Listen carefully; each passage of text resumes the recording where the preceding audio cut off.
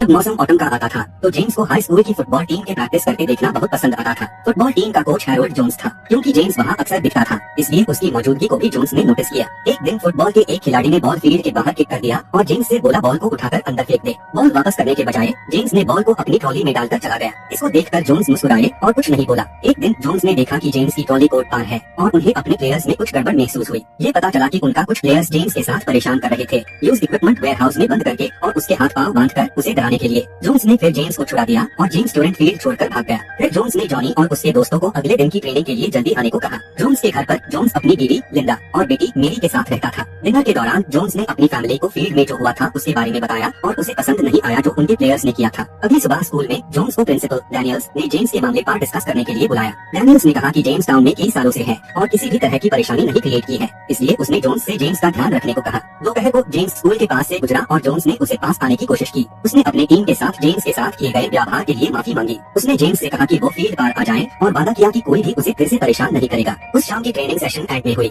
लेकिन न के 12 प्लेयर्स जिसमें जॉनी भी था वो रुकना पड़ा। जोन्स ने उन्हें सूरज डूबने तक दौड़ने के लिए कहा। अगले दिन उनका फुटबॉल टीम येलो जैकेट एक मैच खेला। जोन्स अपने डिटर्मिनेशन के साथ अपने प्लेयर्स को मैच से पहले मोटिवेट किया। उसका स्ट्रेटेजी कामयाब रही जब उन्हें मैच में उनकी जीत की ओर ले गया। उनके एक एस प्लेयर जॉनी बहुत चमकता और बहुत टचडाउन्स किए, जिसे उन्होंने बहुत सारी पॉइंट्स स्कोर की। उस समय जोन्स ने देखा कि जेम्स जो फेंस के बाहर से देख रहा था उससे दुखी हुआ। जब उन्होंने मैच जीता तो जोन्स को याद आया कि जेम्स को देखकर यूज अफसोस हुआ। मैच जीतने के बाद जोन्स का एक आदत थी कि हर मैच के बाद वो अपने प्लेयर्स के माँ बाप से मिलने जाता था एक बार्बर शॉप में, जहाँ उन्हें मैच के बारे में डिस्कस करता था। जोन्स ने उन्हें अपने फुटबॉल टीम के अपडेट्स भी बताए। एक दिन ट्रेनिंग सेशन में जैसे हमेशा जेम्स वहाँ पहुँच गया था उन्हें प्रैक्टिस देखने के लिए। उस वक्त जोन्स ने अपने असिस्टेंट कोच हनीकट को कहा कि जेम्स को एक प्लेयर का पानी का बोतल दे। जेम्स पहले डर गया जब हनीकट उसके पास गया, लेकिन फिर वो खुश हुआ जब उसने पानी का बोतल मिला और उसने प्लेयर्स की तरह उसका पानी पिया। ट्रेनिंग सेशन खत्म होने के बाद जोन्स ने जेम्स के पास जाकर उसका नाम पूछा, लेकिन जेम्स ने कुछ नहीं कहा। उसके बाद जोन्स ने उसे अंदर आने के लिए बुलाया। शार्मेट ह्यू जेम्स उसके साथ अंदर गया। कोचेस ऑफिस में जेम्स ने हनीकट के रेडियो में दिलचस्पी दिखाई और क्योंकि उसको रेडियो में दिलचस्पी थी, हनीकट ने उसे एक तोहफा के रूप में दिया। क्योंकि उसे अभी तक जेम्स का नाम नहीं पता था, जोन्स ने यूज रेडियो कहा उसके रेडियो में दिलचस्पी दिखाने के लिए। बर्गर काटकर और कोला के साथ आइन के बाद जेम्स को जोन्स के कार में घर ले गया। जब जेम्स अपने नए रेडियो को खुशी से गले लगाते हुए था, जोन्स ने उसे अगले दिन ट्रेनिंग सेशन के दौरान फील्ड पर मदद करने के लिए बुलाया। उसके घर पर जेम्स अपनी माँ मैगी के साथ रहता था, जो एक नर्स थी और अपना अधिकांश वक्त काम में बिताती थी। कोई आश्चर्य नहीं था कि जेम्स हमेशा अपने दिन अकेला बिताता था। अगले दिन ट्रेनिंग सेशन के बाद जोन्स ने जेम्स को अपनी टीम के साथ परिचय दिया। जोन्स चाहता था कि जेम्स के होने से कोई परेशानी ना हो, लेकिन फिर भी उसकी मौजूदगी ने कुछ प्लेयर्स को परेशान किया। ट्रेनिंग सेशंस में ही नहीं, जेम्स को मैचेस में भी ले जाया गया। बिल्कुल उसकी मौजूदगी मैदान के बीच ध्यान आकर्षित करती थी। जेम्स ने सीखा कि वो कैसे जोन्स और प्लेयर्स की मदद कर सकता है और प्लेयर्स ने उसे स्वीकार किया। जेम्स चीयरलीडर टीम से अधिक भरोसा करने वाला बन गया। उसने प्लेयर्स को अपनी ही ढंग से मोटिवेट किया। एक दिन जब जोन्स जेम्स को घर ले जा रहा था, उसने समय निकला और मैगी से बात करने के लिए परमिशन मांगी कि यूज अवे मैच के लिए ले जा सके और स्कूल बस से छोड़ सके। मैगी ने कहा कि ये एक बुरा आइडिया हो सकता है क्योंकि उसको डर था कि जेम्स को परेशानी हो सकती है, लेकिन जोन्स ने उसे आश्वासन दिया कि वो उसका ध्यान रखेगा। उसने भी पूछा कि जेम्स के साथ क्या हुआ। मैगी ने बताया कि डॉक्टर ने सिर्फ इतना कहा था कि जेम्स ज्यादा लोगों से धीमा था। मैगी से ही जोन्स को पता चला कि जोन्स ने हमेशा रेडियो कहते हुए उस आदमी का असली नाम जेम्स रॉबर्ट कैनेडी था। अगले दिन जोन्स को डैनियल्स ने डांटा क्योंकि उसने जेम्स को प्लेयर्स के साथ हाई बस में बिठाने का प्लान बनाया था। डैनियल्स चाहती थी कि प्लेयर्स जेम्स को चिढ़ाए ना और वो चिंता थी कि वहाँ कुछ बुरा हो सकता है। उसने ये भी नहीं माना कि जेम्स को मैचेस में ज्यादा बार आना चाहिए और उन्हें उनके मैस्कट भी बुलाया गया। इस वजह से जोन्स को जेम्स को ले जाने का उसका प्लान कैंसिल करना पड़ा।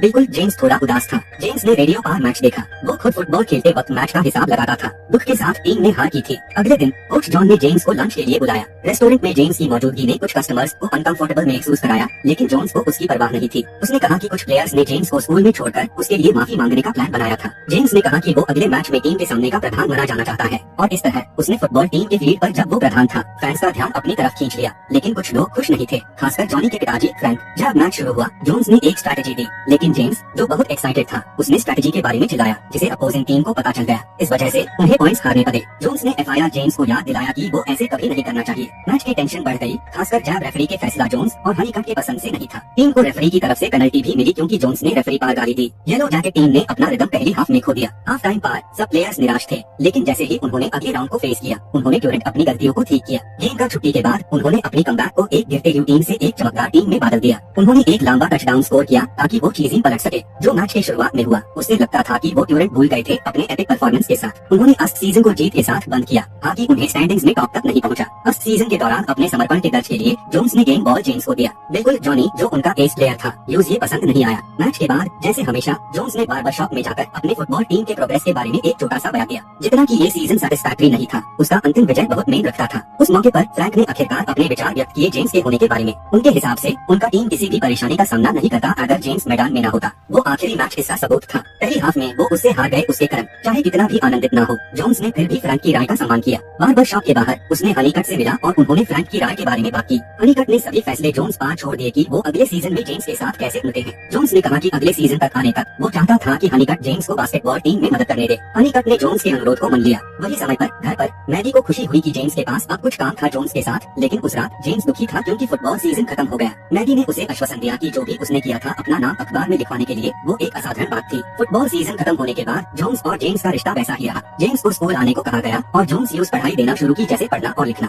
ये महीने तक होता रहा, लेकिन ये आदत स्कूल बोर्ड ने जोन्स को बुलाया। स्कूल बोर्ड के अनुसार टकर मेंटल रिटार्डेशन वे किसी को क्लास में होना दूसरे स्टूडेंट्स के पढ़ने लिखने के प्रोसेस को धीमा कर सकता है, लेकिन जोन्स ने आश्वासन दिया कि जेम्स की मौजूदगी किसी को तंग नहीं करेगी। लंबी कहानी छोटी करके क्रिसमस की रात को मैगी अभी भी काम कर रही थी, इसलिए जोन्स ने जेम्स को क्रिसमस मास के लिए साथ जाने के लिए बुलाया। वहाँ उसने जेम्स के लिए बहुत सारे तोहफे दिए गए। बिल्कुल जोन्स खुश था क्योंकि जेम्स अब फाइनली समाज में स्वीकृत हो गया था।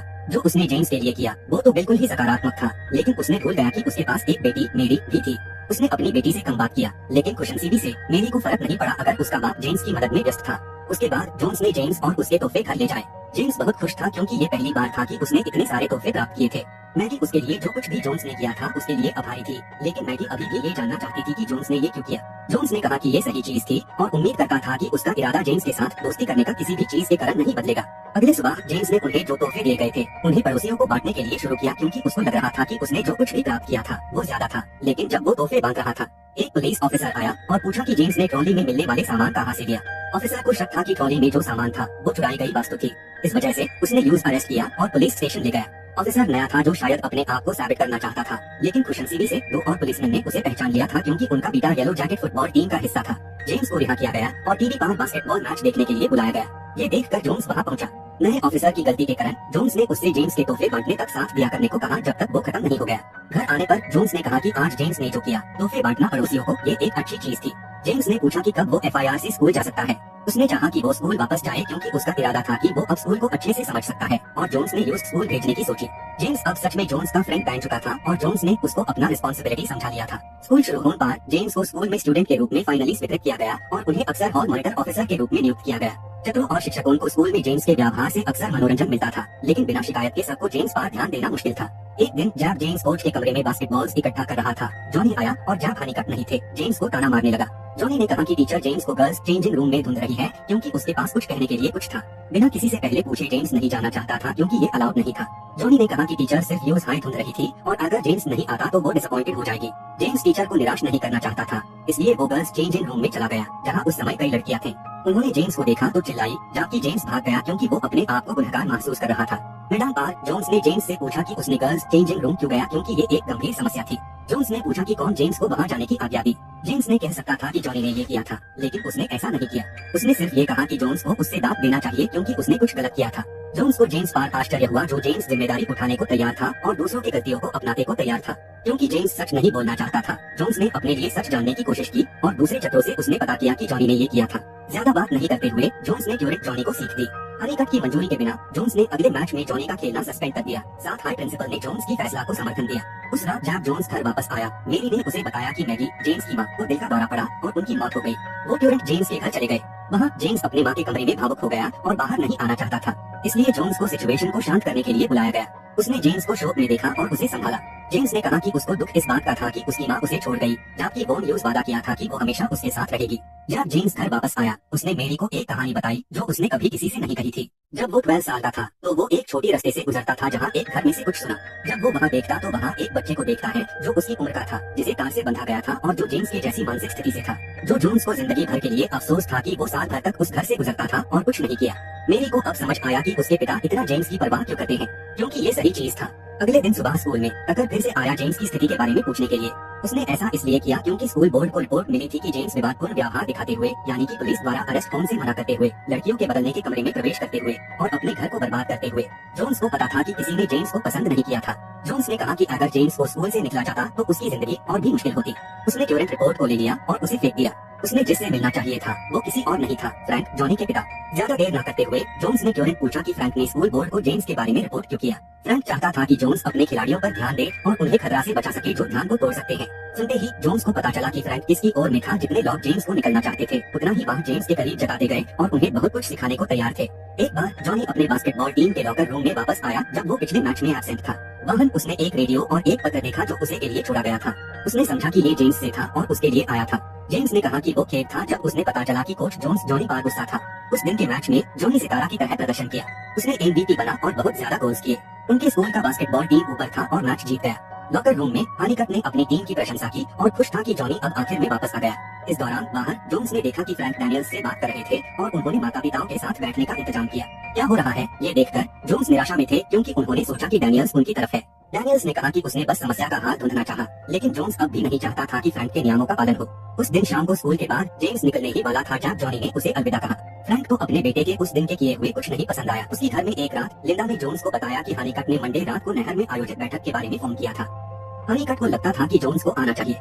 परिस्थिति जोन्स के लिए अनुकूल नहीं थी और सोचता था शायद उसने जेम्स को स्कूल में ज्यादा ढंग से रख लिया था। सोचता था कि जेम्स को स्कूल के बाहर मदद मिलनी चाहिए थी।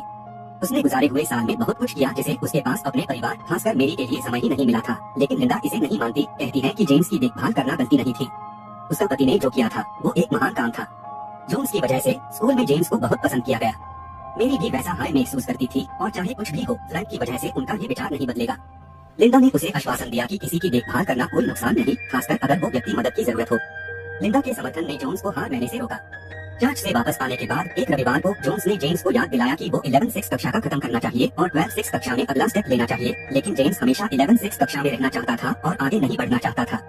जानते हुए कि वो जेम्स को मजबूर नहीं कर सकते, जोन्स ने फिर फुटबॉल के बारे में बात की और जेम्स हमेशा उसमें उत्साहित होता था। अगले दिन सोमवार रात को बैठक अंत में बार्बर शॉप में आयोजित हुई। फ्रैंक ने कहा कि वो चाहता था कि जेम्स स्कूल छोड़ दे क्योंकि उसने माहौल को विचलित किया और छात्रों को खतरा दिखाया। लोग फ्रैंक के खिलाफ थे, लेकिन डैनियल्स ने परिस्थिति को सुलझाने की कोशिश की। उसी समय जोन्स अपने परिवार के साथ आया और सबको चौंका दिया। एक कॉफी की चुस्की के बाद जोन्स ने अपना मुंह खोला। उसने कहा कि बचपन से वो फुटबॉल और उससे जुड़ी चीजें बहुत पसंद करता था। वो हर जीत के मजे लेते जब वो स्कूल में टीम को कोचिंग करते थे, लेकिन उसका मकसद यहाँ नहीं था। एक युवा आदमी था जिसके बारे में उन्होंने कभी नहीं सोचा था। एक आदमी जिसने कभी ज्यादा बात नहीं की, अब सबके सामने अपने आप को खोला था।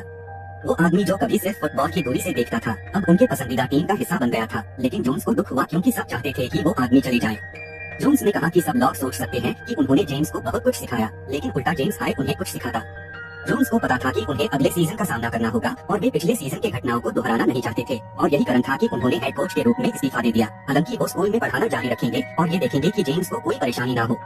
उसके भाषण के बाद जोन्स वहाँ से अपने परिवार के साथ चले गए। बिना किसी को बताए सबको नहीं पसंद आया जब उन्होंने फैसला सुना और सब फ्रैंक को दोषी माना। लंबी कहानी छोटी कहानी, 3 महीने गुजर गए और स्कूल 12-6 कक्षा के छात्रों के लिए समारोह आयोजित कर रहा था और जेम्स को प्रधानाचार्य द्वारा विशेष जिम्मेदारी दी गई। उस समय जॉनी ने उसके पास आके उसे एक जैकेट दिया और पहनने के लिए कहा। जेम्स ने जॉनी को उसके लिए धन्यवाद दिया। छात्रों को डिप्लोमा दिया जाने के बाद जेम्स को प्रधानाचार्य ने हमेशा 11-6 कक्षा में लौटने का एक विशेष अवसर दिया और जब चाहे वापस आने के लिए स्वागत किया। उस पल में जोन्स अपनी टीम के जीतने से भी ज्यादा गर्व महसूस कर रहे थे। 2003 में जब ये फिल्म बनी तो James radio Kennedy yellow jacket football team का हिस्सा 26 साल के लिए रहा और उसी समय जेम्स साढ़े साल 11-6 कक्षा का स्टूडेंट रहा। कोच जोन्स को साउथ कैरोलिना के बेहतरीन कोच का हॉल ऑफ फेम पुरस्कार मिला। वो अभी भी जेम्स के दोस्त थे। 2019 में जेम्स रेडियो केनेडी 72 साल की उम्र में गुजर गए। उन्हें ठीक तरह से अंतिम संस्कार दिया गया और हमेशा याद किया गया, जो कि स्कूल और एंडरसन शहर का एक हिस्सा था। शायद वो मर गए हो, लेकिन उनकी यादें जिंदा रही और आने वाली पीढ़ियों को प्रेरणा देती रही।